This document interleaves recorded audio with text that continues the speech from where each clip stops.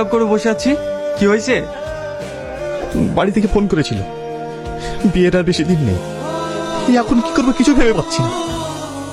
এতে আবার ভাবার কি আছে? ছুটি নিয়ে চলে যা। কিন্তু সালমা, ওর কি হবে? ওর কথা ভাবতে গেলে হবে?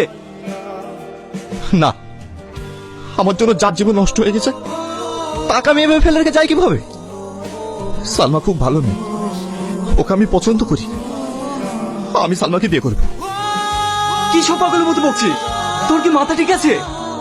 তোর বিয়ে ঠিক হয়ে গেছে, আর কিছুদিন পর তোর বিয়ে। তুই ওকে বিয়ে করে কি পাবি? ও একটা অন্ধ মেয়ে। তুই ওকে আশ্রয় দিয়েছিস ঠিক আছে, তাই বলে এই নয় যে তোকে ওকে বিয়ে করতে হবে। শোন, ও তোকে কোনোদিনই সুখ দিতে পারবে না, না তোর ফ্যামিলি দেখতে পারবে, না তোর সন্তান মানুষ করতে পারবে। ও সারা জীবন তোর মাথার উপর বোঝা হয়ে থাকবে। তুই শুধু আমার সুখের কথাটাই ভাবছিস। একবার ওর কথাটা ভেবে দেখ তো, যে ছোট থেকেই মা হারা। আজ আমি সবার কাছে বোঝা হয়ে গেছি মা। আমি আর বাঁচতে চাই না, আমি আর বাঁচতে চাই না। তুমি চলে যাওয়ার সাথে সাথে আমাকে কেন নিয়ে যাওনি মা? আমাকে সবাই করুণা করে, তোর সবার লাগে।